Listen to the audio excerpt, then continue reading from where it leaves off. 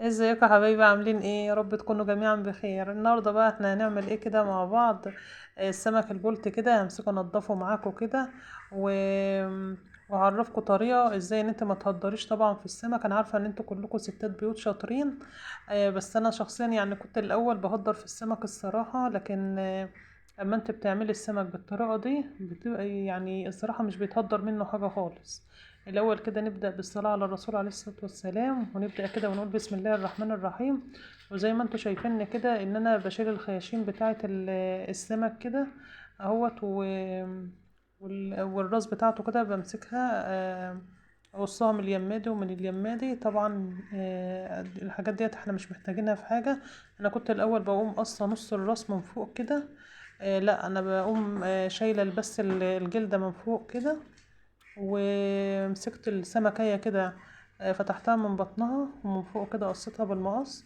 بصوا السمك اللهم بارك، في كبدة وبطارخ زي ما انتوا شايفين كده. على فكرة الكبدة دي ناس مخصوص كده بتروح تشتريها من بتاع السمك، طبعا هو بيبقى ينظف بقى ليكي ولغيرك.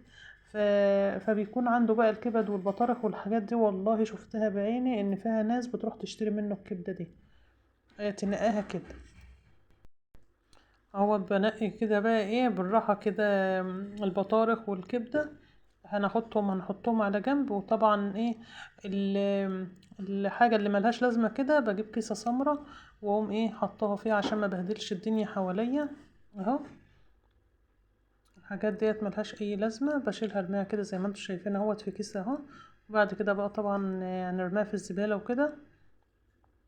السمك زي ما انتوا عارفين هو ممكن تعمليه بكذا طريقة، بس الطريقة ديت الصراحة اسلم حل واحلى حاجة انا جربتها.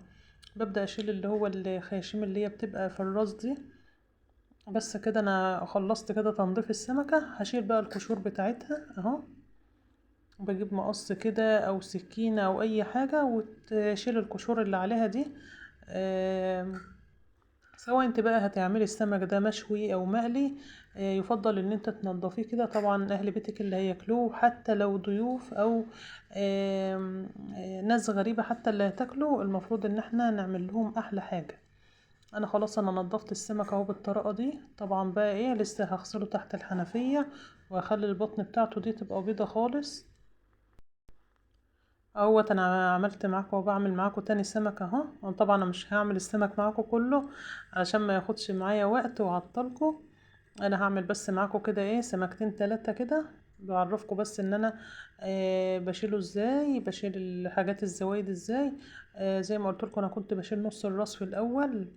فطبعا كان السمك بيتهدر معايا وكان الديل ده كله بشيله. كنت الصراحة بهدر في السمكة خالص، لكن الطريقة ديت بتحافظ على السمكية ان هي تقدميها كده لو عندك ضيوف او اي حاجة، تبقى السمكة كده مالية مركزها. حتى لو جايبة السمك صغير بيبقى باين ان هو كبير طبعا بعد ما بتغلفيه بالدقيق والكلام ده. بص تلاقي حجمها تضاعف اصلا. ولما تجيبي السمك حاولي تنقي السمكة اللي هي بيبقى بطنها منفوخة كده، بتلاقي بقى فيها كبد وبتلاقي فيها بطارخ. وبصي بتبقى جميلة وطعمها مسكر. كل حاجة يعني بتبقى حلوة فيها. بصوا الكبدة عاملة ازاي، عاملة زي كبدة الفرخة بالظبط ما شاء الله. بصوا ده طبعا بقعد انقي في الحاجات اللي بتطلع منها دي عشان ما يكونش فيها كبدة وارميها غصب عني. خلاص كده انا عملت تاني سمكة اهوت. بشيل برضو القشور كده من عليها اهو. بس عملتها كده اهوت خلصتها ومن عند الراس. بس كده احطها بقى ايه خلاص. عشان طبعا ايه منساش اللي هو الخياشيم دي اهو. انا كده ايه خلصت السمكة بقى ايه على الشطيب. بس هعمل كمان واحدة بس معاكم اهو. وبعد كده ايه همسك السمك، اغسله تحت الحنفية كده، اخده على الحوض كده واشطفه كام شطفة كده، ونعصر عليه ليمون بقى ونظبطه. بصوا وطبعا برضه هعمل التتبيلة بتاعت السمك. بإذن الله ربنا يسر بعملها معاكم وبعملها جميلة جدا. وصفاتي طبعا بسيطة وسهلة وتقدر أي ست بيت تقدر تعملها يعني. مش بجيب بقى أي افتكاسات ولا حاجة، لا ده هو الأكل المصري اللي احنا متعودين عليه. مفيهوش اي ابتكار ولا اي حاجة. بحاول على قد ما اقدر ان ايه، ان مثلا لو بنات لسه صغيرة داخلة المطبخ، ان هي تعرف يعني تطبخ، تعمل حاجات بطريقة سهلة. بس بقى، وطبعا الابتكار والحاجات ديت كل واحدة بقى بتبتكر بطريقتها.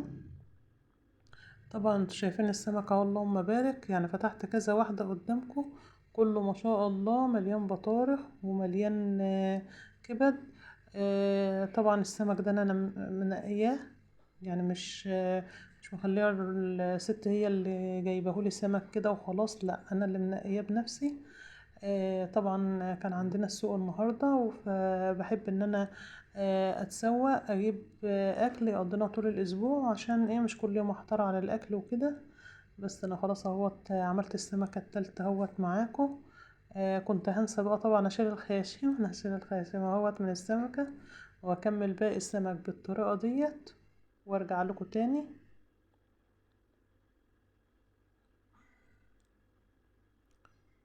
بس كده انا خلاص اهوت. بصوا ديت الحاجات اللي هي ملهاش لازمة في السمك كده، انا مسكته ونضفته اهو بالطريقة دي كده.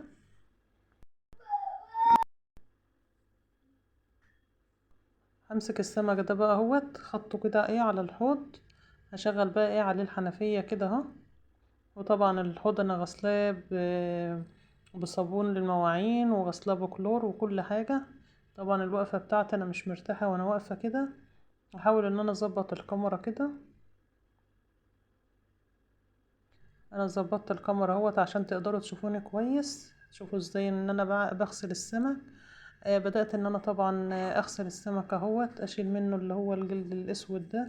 هو مش بيبقى جلد طبعا، ده بيبقى يعني ايه حاجة طبقة خفيفة كده. بس بغسل السمك اهوت ومنضفه كويس اهو.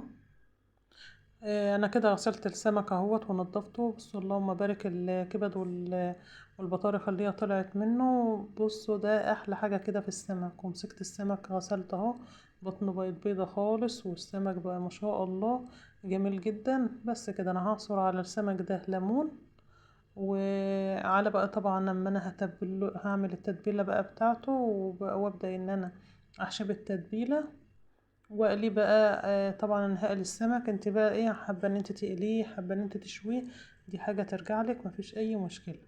همسك الليمون اهوت. طبعا السمك بيحب الليمون والكمون، ما بيستغناش عن الحاجتين دول. الليمونه التانية ديت طلعت بايظه، فما عملتهاش يعني اهوت. عملت كده، عصرت الليمونه دي كده اهوت على السمك، والجزء التاني كده من الليمون نصها التاني عصرت اهوت. لا هتشم بقى ريحة زفارة ولا اي حاجة، وبألف هنا.